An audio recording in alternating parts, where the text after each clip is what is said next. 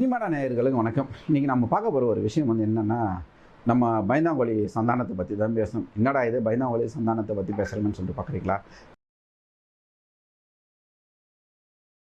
இப்போ சமீபத்தில் ஒரு படம் பண்ணியிருக்கிறாரு, டெவில்ஸ் நெக்ஸ்ட் லெவல் அப்படின்னு சொல்லிட்டு ஒரு படம், டெவில்ஸ் டபுள் நெக்ஸ்ட் லெவல்னு சொல்லி ஒரு படம் பண்ணியிருக்கிறார். இந்த படத்தில் ஒரு பாட்டு நம்ம சுப்ரபாரத்தை வச்சு ஒரு ரீமிக்ஸ் பண்ணி ஒரு பாட்டு பண்ணியிருந்தார்.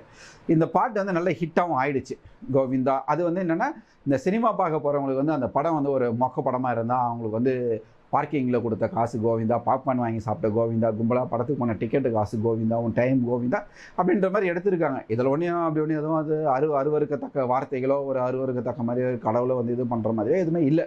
ஒரு நல்லதாக இருக்கும், ஒரு என்டர்டெயின்மெண்ட்டாக இருக்கும், ஒரு நல்லா பண்ணியிருந்தார். ஆனால் இப்போ என்னன்னு சொன்னால், இந்த படம் வந்த பிறகு இந்த பாட்டு இந்த பாடல் குறித்த விஷயங்கள் வெளியே வரும்போது நிறைய பேர் சந்தானத்தை மட்டும் கேட்டாங்க. பத்திரிகையாளர் சந்திப்பில் கூட பத்திரிகையாளர் நிறைய பேர் கேட்டாங்க, இந்த படத்துக்கு இந்த பாட்டுக்கு இந்த மாதிரியான பிரச்சனைகள் வருது, என்ன பண்ண போறீங்கன்னு சொல்லி. அப்போ அவர் அவ்வளோ தைரியமாக சொன்னார். என்னடா நம்ம சந்தானமாக இவ்வளோ போல்டாக பேசுகிறாருன்னு சொல்லி என்ன சொன்னாருன்னு சொன்னால், இந்த பாடலும் இந்த இதுவும் சென்சார் எனக்கு பர்மிஷன் கொடுத்துருச்சு. நான் 2 பேருக்கு தாங்க பை பண்ணோம். ஒன்று கோர்ட்டில் நான் பர்மிஷன் வாங்கிட்டேன். கோர்ட் சொல்லிச்சு பண்ணலாம், இதில் தப்பு இல்லைன்னு சொல்லிச்சு. அதே மாதிரி சென்சாரும் இந்த பாடலை சென்சார் பண்ணி கொடுத்துட்டாங்க. இதுக்கப்புறம் ரோட்டில் போகிற வர கண்டவனுங்கெல்லாம் நான் பதில் சொல்ல வேண்டிய அவசியம் இல்லை. நல்லா கேட்டுங்க, ரோட்டில் போகிற வர கண்டவனுங்கெல்லாம் நான் பதில் சொல்ல வேண்டிய அவசியம் கிடையாது அப்படின்னு சொல்லி அவ்வளோ தைரியமாக சொன்னால், நம்ம ஆந்திராவில் இருக்கிற ஒரு யார் அவர், இந்த ஜனசேனா கட்சின்னு சொல்லிட்டு ஒருத்தர் வச்சுருக்காரு. இப்போ துணை முதல்வராக ஓவராக சீனை பண்ணுகிறார். அவர் முதலமைச்சராகி படியெல்லாம் ஏறாரு திருப்பதிக்கு, மூச்சு வாங்க இப்படியெல்லாம் நடிச்சிட்டு இருக்கிற உலக மகா நடிகர் பவன் கல்யாண் கட்சியை சேர்ந்த ஒரு ஆள் ஒரு அறிக்கை விடுறார். இந்த பாடல் தமிழகத்தில் சினிமாவில் அப்படியே நீங்கள் ரிலீஸ் பண்ணிங்கன்னா ஆந்திராவுக்குள்ளே ஒரு தமிழர்களும் திருப்பதிக்கு வர முடியாதுன்னு சொல்லிட்டு ஒரு அறிக்கை விடுறாரு. அங்கே அறிக்கை விட்டோடனே இங்கே நம்ம சந்தானம் பயங்கரமாக தொடர்நடங்கி பயந்துட்டார்.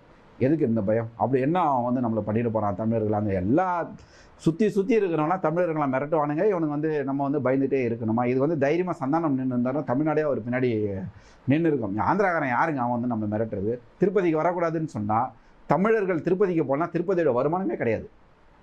அது அவனுங்களுக்கு புரிய வச்சிங்களா நீங்கள்? தமிழர்களை வர வேணும்னு சொன்னால் தமிழ்நாட்டில் இருந்து ஆந்திராவுக்கு திருப்பதிக்கு போகிற மக்கள் நின்னாங்கன்னா திருப்பதியுடைய வருமானம் என்ன ஆகுன்றது யாருக்குமே தெரியல.